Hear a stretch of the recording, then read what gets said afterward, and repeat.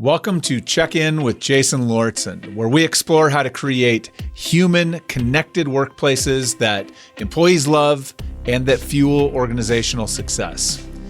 Each week, I invite someone who is leading the way in this work to join me for a conversation to help educate and inspire us. This week, I'm joined by Mike Ferone. Mike is the Vice President of Organizational Development and Performance Excellence for Benchmark Gensuite. He leads an organization called Global Functional Services, which includes global human resources, global business operations, and global location management. So he's got a very full plate. Mike, thanks for joining me. Thanks for being here. Thanks for having me. Looking forward to it, Jason. Now, you and I met at the USA Today Top Workplaces Awards event. I think that's what they called it, the headline banner, out in Las Vegas, where I was there to speak. You were there to pick up some hardware as a top workplace winner. I thought it was an exceptionally cool event. Now, I might be biased because I was part of the event, obviously. They hired me to be a little piece of it, but really interesting event, really cool people. I thought the awards part of it, the awards gala in the evening was over the top cool. I'm curious, what for you was the highlight of that experience? Was it your first time, I guess, to that event? And if so, what was the highlight for you, or what were the highlights? Sure. It was our first time winning the award nationally. We won it in the Cincinnati area before, which is where we're based. And I love the fact that it was a mix of, it wasn't just all HR people. There was heads of marketing, there were CEOs there. It was a nice, diverse group of business leaders in the audience to connect with and mingle with. You were more than a small part, Jason. Your keynote talk and really resonated with me. I think a lot of people were talking about it between breaks. The Duncan Wardle part about innovation was amazing. So really high quality speakers at this event. I think it was the right mix of sitting and listening and learning from the center, and then also having breakout sessions to go deeper. So I agree with you. It was well put together, well run. And yes, receiving the award in the style which we received it at the nightclub with the loud music was something else. Sure. Yeah. It was really well produced. Those USA Today people know how to put on a show. I will say that for sure, and highly recommend if for anybody that is listening, that if you participate in the Top Workplaces program and you qualify and get an invite to this event, it is worth the trip. I mean, just for the networking and the connection, but obviously everything else, I think, really well done. So, and I got to meet you. You and I, our paths crossed. We got to participate in a little improv session together, and then here we are suddenly having this conversation. So thank you for saying yes. And I want to start today by getting to know a little bit more about you and your organization, just to kind of set the context and get familiar. So let's check in with you a little bit. And let's start with, I'd love for you to tell me a little bit more about your organization and your role within the organization to kind of set a foundation for us, if you would, please. Sure. We are a software as a service company based in Cincinnati, and we are in the EHS space, environmental health and safety, and sustainability, which kind of falls under the environmental piece as well. And so we are like an ERP platform for health and safety leaders at a lot of large companies. Our product is well suited for large corporations. We have middle market and some smaller ones as well, but it's a sophisticated platform. About 600 employees globally. We have big presence in the U.S., based in Cincinnati, big presence in Aguascalientes, Mexico, and big presence in Bangalore, India, as well as Shanghai, China. We're in 12 countries overall, but our big presence is U.S., Mexico, and India. That was the bulk of the headcount. We were born out of GE. This was a software that was created at GE by our CEO and founder. And that is like an internal tool used for GE that eventually got spun out and became a separate company. GE is still a huge client, as you'd imagine, but we sell to many other customers as well. Hmm. And tell me about your role. It sounds like you have, at least as I understand it, Mike, you have kind of what we would traditionally refer to as kind of the HR spectrum of responsibilities, plus some other stuff. So tell me a little bit about your Sure. role and what you do. Right. So I'll lead the organization, as you said earlier, Global Functional Services. Global Human Resources is the biggest component of that.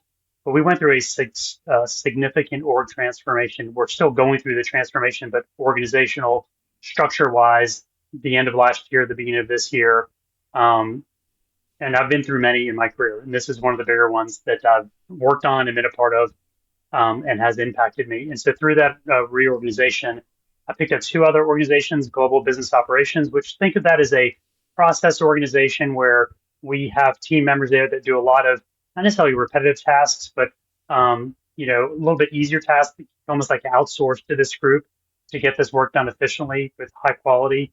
And then Global Location Operations is really a kind of a broad spectrum of making sure anywhere from the real estate, the lease, the practical parts of having a physical presence somewhere, all the way through internal events, team engagement, making sure the office is safe and clean, and it's a place. So that's kind of when you think about employee experience and employee engagement, there's a bazillion things that impact that, but certainly the quality of your workspace is one of them.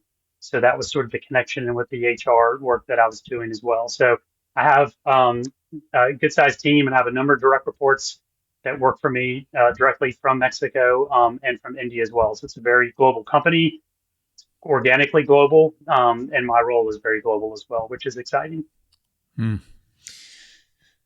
So I am always curious about people's origin stories, and particularly I'm curious about how leaders end up in the world of or the work of human resources, because so often so many different ways that we end up doing this work. So I'm curious for you, how did you find your way to this work? Kind of a funny story. I'll try to get through it with a little alacrity here, but it starts with, I think, being a middle child. I was well suited, I think, temperament wise. And so I didn't know that, but I think that's had something to do with it. Was a business major in Chapel Hill with absolutely no idea what I wanted to do. And I like to say I ended up in HR as part of an administrative error by the recruiting team at Bank of America. So I was interviewing on campus and I was selected for two different training programs. Bank of America is a big recruiter there. And I learned later you weren't supposed to get on multiple schedules. The recruiter's supposed to compare notes and only. So my very first interview on campus in person was with this one division of Bank of America, consumer banking, and I completely bombed it, just terrible. And I knew about halfway through, I felt so bad for the guy. I almost wanted to end it for his sake as much as mine and just say, I realized this is not working. So I had another interview with a technology and operations training program later that same day in the same campus placement office, just a couple doors down. So I used the 4 hours in between to just regroup and think about basically going into doing the opposite of what I did earlier. So I had a great interview with that recruiter. And so sure enough, within a week, I get a reject letter from one part of the company saying sorry. And I get an invite back to the headquarters letter from another part of the company saying, we'd love for you to come interview with us. So I go to Charlotte, I interview. I keep thinking they're going to figure out they've already turned me down. Like somewhere along the line, someone's going to stop the interview process and say, "I'm sorry, Mike, we've already rejected you."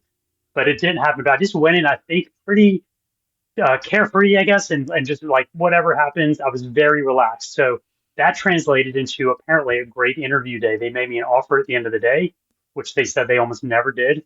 And so that set the tone. So anyway, I joined the company in that program. And the reason I share that story is because about 8 months in, I got a tap on the shoulder from HR. Actually thought I was maybe getting fired. They didn't say why they wanted to talk to me.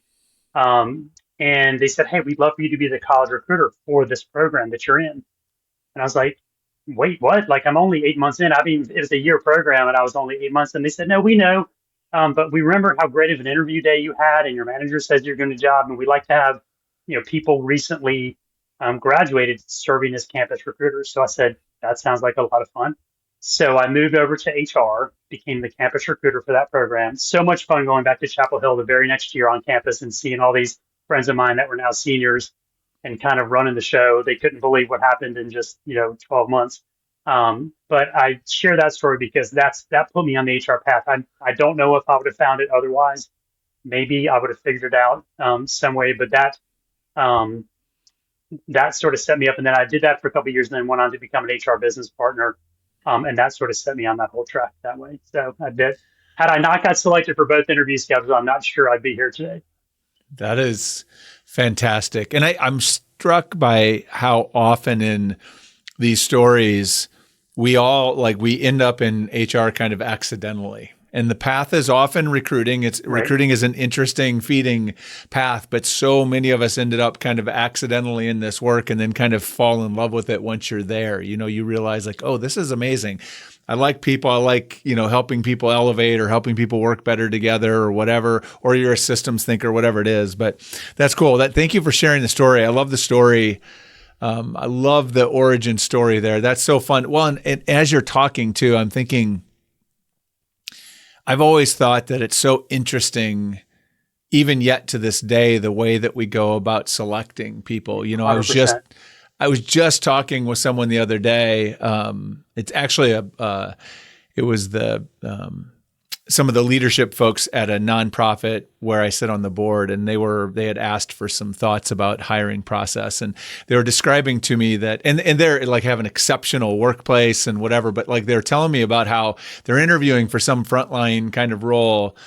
And one of the steps in the process is this person has to come in and does an interview with literally almost the entire office staff. And I'm that sounds terrifying. Can you imagine someone early in career, especially someone who might be an introvert, that I'm the hardest interview that you ever do is sitting in a room with 8 people staring back at you. It's just paralyzing. So I've always thought it's so strange that we put so much weight on a 30-minute conversation where someone is terrified and doesn't, maybe doesn't have the skills, or maybe isn't, wired for that. And it may not have anything to do with what the skills are they actually do. But that's a great way how it turned out well for you, is take the pressure off, and then all of a sudden you can do a great interview. I think there was a lot to that. And I thought about that too. The fact that I interviewed well doesn't necessarily translate into I would be a good interviewer, but it's very often, and I think less so nowadays, but certainly earlier in my career, a lot of anecdotal management, data points around, whether someone was qualified for this or that based on very flimsy data points. And I've benefited from that as well. But I'll actually tie what you said about the decision making after a 30-minute interview to a little bit about what I'm going to talk about when we talk about our culture of opportunity here, because there's a connection there. Well, before we get there, one more question for you, and that is just, what is it that you love most about this work that you now get to do, right? We're farther down the journey. You've been at this for a while. You're at a very cool company. What is it that you love the most about your work?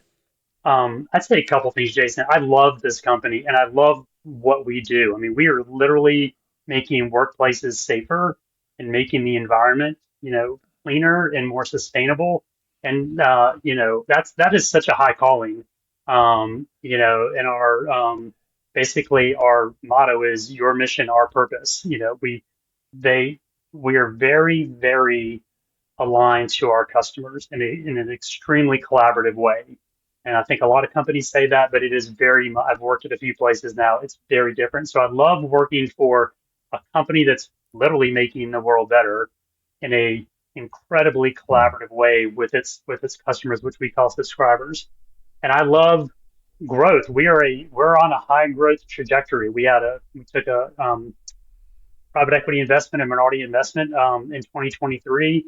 We're on a mission to grow, and that's probably mostly what I love about my work is helping individuals grow, just watching them grow and flourish through the right cultivating, to use a term from your book, and then how that translates into corporate growth. So I'm very motivated by that, and I love helping people succeed, which helps organizations succeed. And then in this case, an organization that's got such a strong purpose in the world. So there's a lot to love about it, honestly. Yeah. Well, and that's it's one of the things that's always so cool about growing companies, is because it growth creates opportunity. And I think that brings us right into the thing that we wanted to talk about today in terms of highlighting some of your great work and some of the things that are happening there internally.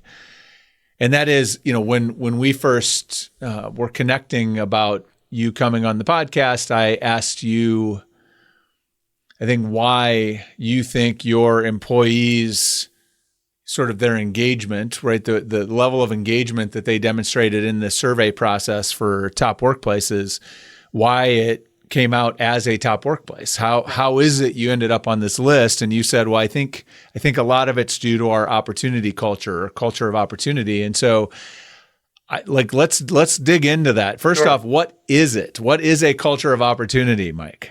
That's right. And we don't even necessarily label it or brand it that way. That's just sort of my way of Mm, translating. I've been at the company, it'll be 1 year tomorrow.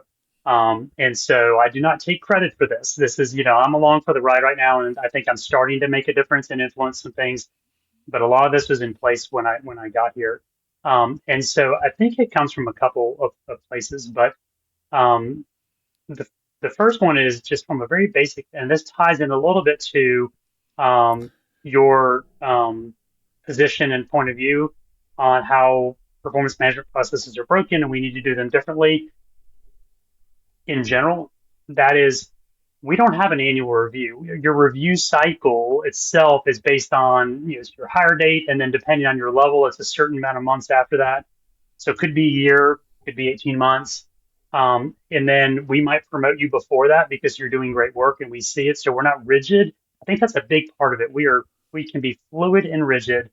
So as a leader, as a manager of people, you're not going to have to do 8 year-end reviews in December or January. You don't have that building up in your head, and the team member doesn't. So the flip side of that is, as a leader, you may be doing them all throughout the year. If you have 6 or 7 direct reports and all of their reviews happen to be this year, but it could be spread out through different months. But you get to focus. Usually, you're kind of only doing one at a time. And I've seen the quality of the sort of the write-ups and the proposals are very thoughtful. And I think it's just sort of a byproduct of the fact that you're not trying to rush through 8 year in reviews at the same time and try to get them done as a part of it. But we will, what I've noticed culturally is that first of all, we don't care how old you are. Like, if you're demonstrating the competencies and the skills and you've got the right teamwork behaviors, we will promote you. We'll put you in a bigger job. And then something might change. And 8 months later, we realize, what, we're going to step you up again. And so that's not necessarily the norm for everybody, but it is a norm for it's a lot of people that are that kind of faster promotion. So we've created this, in some ways, expectation that you do good work, and we get to know you, and you demonstrate good teamwork behaviors because we care greatly about that as well. You're going to get swept along, and to what you said earlier, I mean, we are a growing company, and so that's it's harder to do if you're not. Honestly, there's a lot of roadblocks in that case, and so that's the sort of the that's for the timeline. That's part of it, Jason. And the other part is, and I was at an executive breakfast at the USA Today, Best Place to Work event for heads of HR. I think it was kind of heads of marketing, and we had roundtable discussions, and we were kind of comparing notes. And when I started to talk about this, people started. It was the only thing that I saw everyone get their notepads out and write down. And I didn't necessarily think it was like that profound or that different, but their reaction to me talking about this made me think, okay, this is different. And that is when we promote you with the expectation of the expanded portfolio of your work. It may sound like, well, of course, that's what happens when you're promoted. But there's a lot of places where you kind of do the bigger job for a while. And then we're like, and you sort of like, okay, Jason's proven himself that he can handle this level. Let's give him the title now. And that is, I'm not saying that's this case everywhere, but in this case, we are so clear on what our expectations are. And we literally, even the manager sends out the announcement email to not the whole company, but whatever the right ecosystem is. HR gets copied on them all, so I get to read them all. And we say right there, Jason in his new role, his expanded portfolio will include doing this and influencing that. And we put it out in bright lights for everybody to see.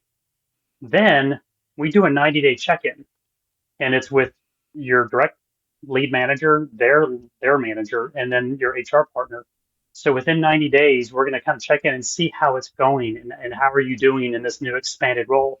So that creates a huge amount of accountability, knowing you have to do that. It also creates accountability for that person's manager, knowing that their manager is going to be on this call as well, to demonstrate that we're living into what we've said that this person is going to be doing. So it's just very transparent out there in the open. There's this 90-day accountability check-in, and it works. And it took me a little while to get used to, like, okay, what's happening here? And what are all these 90-day meetings? And also we do check-ins with new hires as well. So it's almost like a new hire check-in. Like, you've been promoted, like you're in a new role. Mm. And there's two kinds of promotions, right? There's promotions in the seat, like kind of I picked up expanded responsibilities through this, org transformation. I'm basically in the same seat versus, so-and-so got promoted or so-and-so left, and Jason, we needed to go take their job. Those are two different kinds of promotions. But particularly the ones that are the grow in your seat where you've been cultivated and you're now going to take on more work. I just love the accountability and transparency it creates. And and people now, I think that's a big draw for us, honestly. Sure. So many thoughts and questions in terms of thinking about I'm curious about the mechanics of this, because oftentimes, I know a lot of times you sit at these round tables and you hear somebody talk about it, and then you get back and all of a sudden all of the traditional kind of compliance concerns or process issues get in the way. Where I'd like to start is maybe first with what does the process look like to identify and approve people for promotion? Because I think that's often where things get hung up, right? Is there's, somebody's doing the work, but unless you have the right advocate or you happen to have the right HR partner, you just are stuck until you do your time. And then you feel, right. And that doesn't sound like what happens for you, but so what does that process actually look like? How would that unfold? It unfolds. So we keep track of your next review date right there in our HR platform system. We use Bamboo HR globally as our HR sort of main data base. And so the lead manager, the person, will get a notification the month before the review is due. And we have a template, and it's got basic information about the person's name, rank, serial number, last date of last date, the size of their last increase, title, all that kind of stuff. So that's the trigger, is that they'll receive it, and that comes from their HR partner, that they have a review due in the next month. Sure.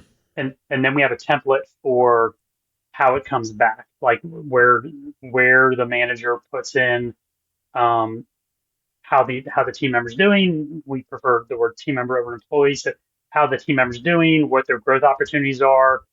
We do use a rating scale, but we don't really share it with the team member. It's really that we use a rating scale for sizing up kind of, is this person ready for promotion? How are they doing it? And we do a separate rating, like a lot of companies do, on the what versus the how. So it's like a results rating, and then there's a teamwork behaviors rating. And then with that comes the recommendation for either promotion or not promotion, expanded role or not, size of the increase based on some comp range guidance and data from the HR team. But one of the cool things about this, again, there's a lot of transparency on that. So when that lead manager is making their recommendation for their person, it's coming back. All the HR partners see it. The leaders see it, and it's approved by senior leadership. So there's we're a large company in 600, but we're also a small company at 600. Like, we're still small enough where we can have that level of clarity and transparency at the more senior levels. We might, as we grow, we might have to shift like who's actually making the final call and maybe push that down a little bit. But right now, so if you're the lead manager and you're recommending Jason for increase and a promotion, there's going to be easily 7, 8, 10 eyes on this email. So you want to be thoughtful in what you're saying in terms of how Jason's doing, where his growth opportunities are, and your recommendation. And then what I've seen is fair amount of back and forth. Like, there'd be a question like, well, what about this? Or, this seems incongruent. You listed all these things this person needs to get better at, and some of those seem kind of significant, but yet you've given them a really high rating. Like, that doesn't jive. Like, so it's not just a rubber stamp at all. You'll get pushback, and then there's, through that collaboration and back and forth, we end up with the right answer. So that's the mechanics of how it works. And that sounds like that's kind of the formal process. You also made it sound like there are times when someone might get promoted between process, That's right. where with someone, is that usually happening because someone is recognizing their promotion or their sort of their impact and their performance and then sort of raising them up for promotion? Is it the manager? Like what's the, Sure. how do you do that out of cycle, or what does that look like out of cycle?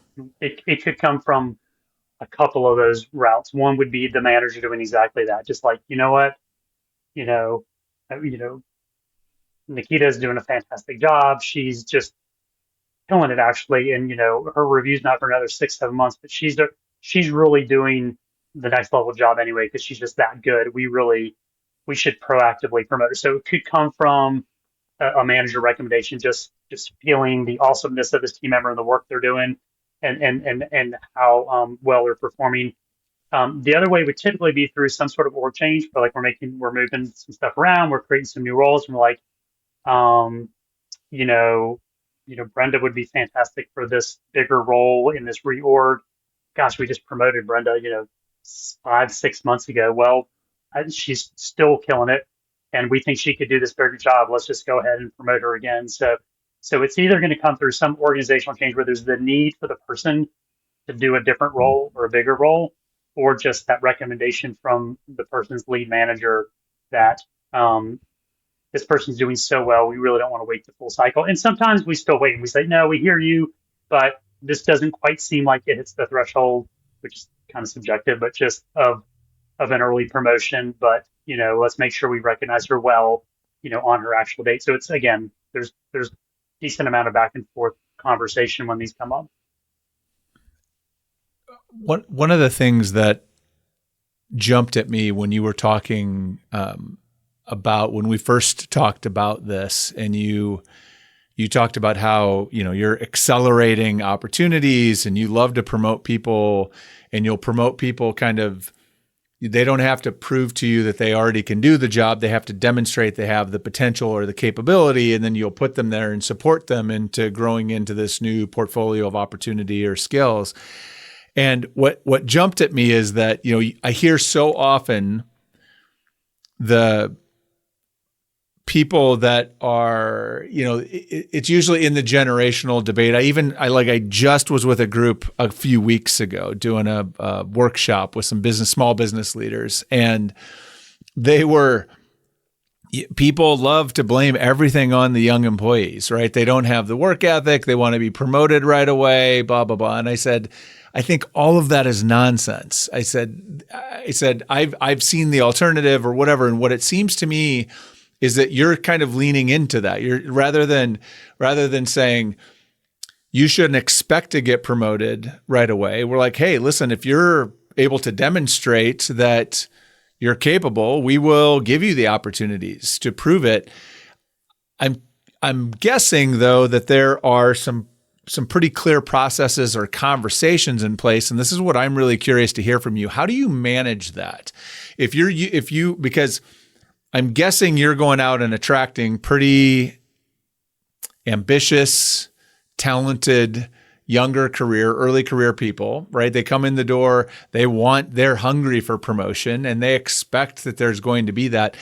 How do you manage that expectation and make sure they understand that it's connected to contribution, or that if you demonstrate that you are capable or that you have that potential and you're willing to put the effort in, then we'll give you that opportunity. What does that look like? How do you manage those expectations so it doesn't backfire? Yeah, that's a good question, Jason. I don't, not sure we're proactively managing that. I think that we just have a high accountability culture, particularly earlier in the career um, phase. And so, we'll make the call the other way too. It's not, this is not all fun and games, right? And so I just think the fact that we're very real about giving people that are coming in, and doing well, if we're putting, they've got wind in their sails and we're keeping it going. And then people that are struggling, if we can't turn it around through coaching, they're not going to make it. So we're not for everybody, that's for sure. Not everyone loves that level of accountability. Honestly, some people like to kind of hide. It's hard to hide, and so I think that's part of it. Um, we have we do have a decent number of titles, like levels, which I think helps. It's not like the military with like 50 job grades and levels, but we also didn't go the route of like, oh, we only have four broad bands, and like that just feels like you're never going to get promoted because it's these right. Sure. So we have enough where we feel like we can appropriately move people up that are doing well with a new title authentically. And so, but I do think there is some of that expectation for sure. I mean, and then with there is something generational there as well. We're just generally able to meet it, but if we don't, it's for good reason. Like we Yeah. feel good about that decision, and are willing to deal with the consequences. Well, it sounds like there's some real clarity around how decisions are made about the process. Like they can, that transparency that you've referenced several times, I think probably helps an awful lot, right? Because they get to see why people are being promoted and what they're being promoted to, and the kinds of things that get you promoted versus, and that is rooted in accountability and delivering results.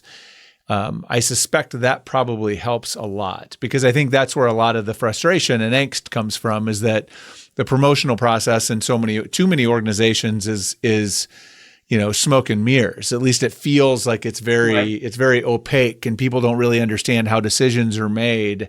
And so therefore it feels like you're just waiting to be chosen. And that is the opposite of what I think someone that's really wanting to advance career is looking for. They want to just know what the path is. I agree, and we can still do a better job, I think, laying that out for our earlier career team members. I think they don't know how much transparency there is in the process, like behind the scenes. Until you're a lead manager yourself and you're recommending one of your team members, and then you see how all the machinery works. Like, oh wow, a lot of people, a lot of eyes on this one. You wouldn't necessarily know that, but I do think the putting it right there in bright lights and saying, Emily in her expanded role is going to be doing this, this, and this, that helps with avoid the smoke and mirrors, because Yeah. I mean, someone can look at that and go like, that's not really that much more. I don't think for the most part that's the case. It's usually pretty understandable that this is a bigger role for Emily and good for her. So I think that's, instead of just saying Emily is now, been promoted to director or whatever, and, on to the next thing, when you show what all that work is going to be, it brings it to life, I think, a little bit more. Um, and I do want to go back to when we were talking about the interviews. Part of why I think we're comfortable and more companies should be comfortable with promoting on the front end, not making the person prove themselves for months and months and then giving them finally the title, is this person pretty well, right? Think about the decisions you make in a 45-minute interview, and not just early talent, even mid-career or even senior people. You put them through an interview process and you put all this trust in your decision making, your assessment ability, which most people are not great at, and you put them in these decent roles, decent sized roles, or whether it's an early career role, doesn't matter. Based on this, I don't want to say flimsy. Obviously, you hope you're getting some good answers in your interviews, but versus the track record, even if it's just been 6 months or 12 months, whatever, you've been living with this person at work, you see their work, you should be much more confident promoting somebody proactively as a result of that. Yeah.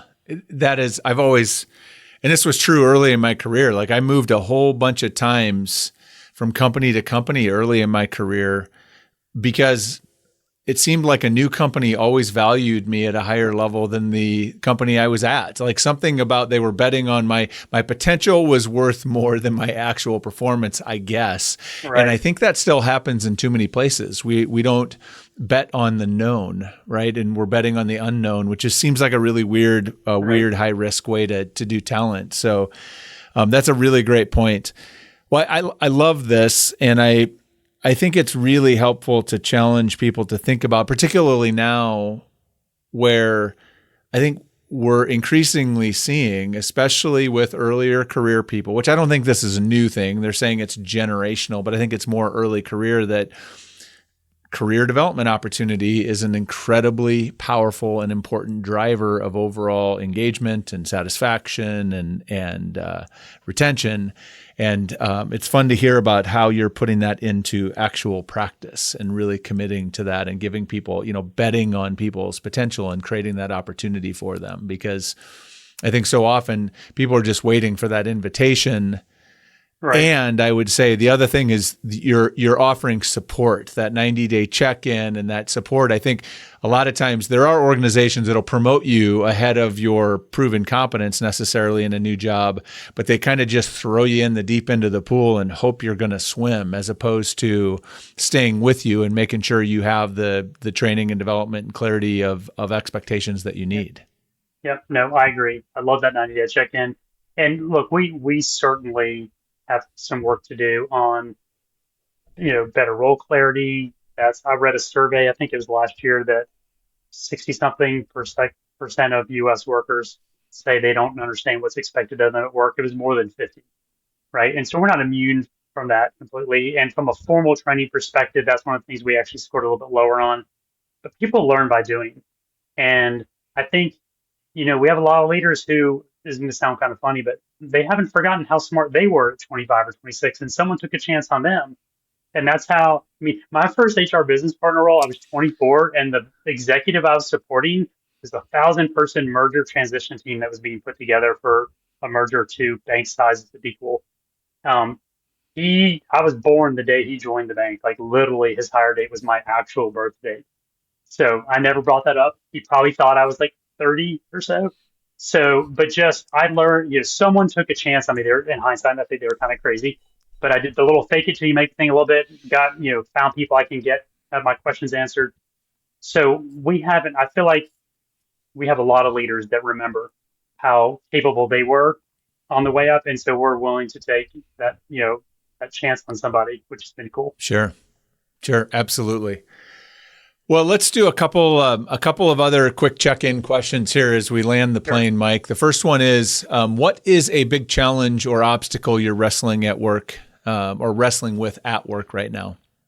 I'd say the biggest one organizationally is we're like a 15, 20-year-old startup. There's still some startup vibes, which can be very fun and entertaining on one hand, but from getting alignment to goals and corporate goals and kind of making sure we're all rowing the boat at the same cadence, the same speed. We need to accelerate our transition to a more mature company. We want to hang on to the spirit. We want to hang on to the energy of a startup, but you can't run a larger company and grow and scale and keep on doing that. And so that is, we have a number of executives that worked at GE and they had that larger company experience, but there's a lot of others that came over when this company was born. They were much younger in their career and hadn't really experienced the larger. So they've only experienced it. We have a lot of people that have only experienced this in leadership roles. So we've been driving the org transformation I mentioned earlier, the reorganization. We have 8 clear kind of lines. We call them pillars. That was from 4. So we have more accountability at the executive level.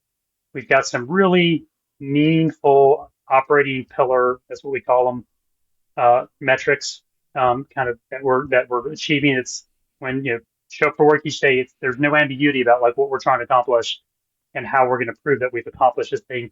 And we've gotten much better at having kind of at the leadership level, all the way down to most people who manage people having individual KPIs.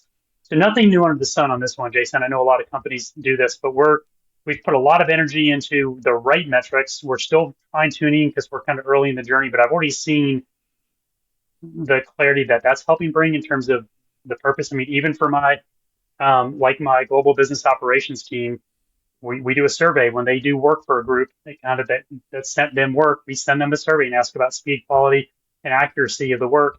And the leaders of those 2 team leaders that I have that run those teams, they know that their KPI is kind of an aggregate of the scores. And so they know if their team members are scoring high on speed, accuracy, and quality, that they're doing a good job. And that means the leaders are doing it right. So just that whole alignment, which again, nothing new here, but we're trying to drive more accountability there and more clarity. But just that cultural shift from startup mindset to a more mature company Because we're trying to hockey stick it growth wise, and that's Sure. not easy to do. And we're gonna do some leadership development.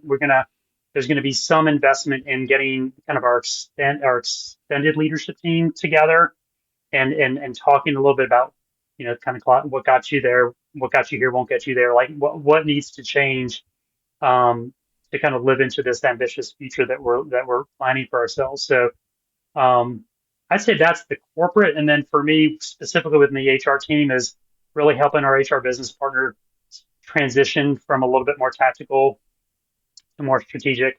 A lot of companies are on that journey. Sure. I was raised in the Bank of America HR model, which is a very progressive HR model.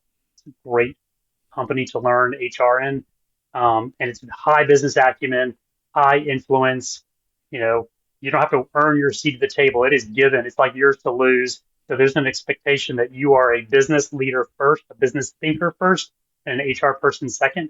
So I'm Mm. helping my team kind of translate and think that way so that we could have a bigger impact on the overall transformation of the company. So that's more of my personal challenge and they know it. They're probably listening to this podcast, so not saying anything I wouldn't say in front Yeah. of them.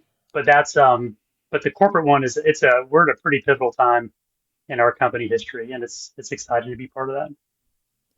Sounds like great, important work. So I'll be excited to follow your progress. All right, last question or last big question. I have one small question for you after this, but last big question is one I ask everyone, and it's about the future. And this is sort of what your sort of hopeful vision of the future is. So when you think about work in 5 years from now, what is one thing you hope will be different about work broadly or generally than it is today? Um, Two things I'll say quick. One is I would like us to be more relationship oriented, more heads up versus heads down. We live in this heads down. We walk around with our phone in front of us. It's easy just to be heads down all the time. As a matter of fact, I'm based in Charlotte. It's lovely today. I ate my lunch outside and I brought my phone with me and I was like, you know what? I'm outside. I literally flipped it down. I'm like, I'm going to be in relationship with nature for my lunch, versus going back to, so I used to think that just sort of humanity was on this natural evolution towards enlightenment. As we got deeper and deeper into the years, people became more enlightened. And I think what we're seeing in the world is that's not true. It's not going to happen naturally. It has to happen with intentionality. So, it's people are being more split apart. And I would love to see that we focus more on relationships at work. We talk about it a lot in our company. Relationships matter. They really do. And particularly as a global company, finding ways to make sure that people feel connected.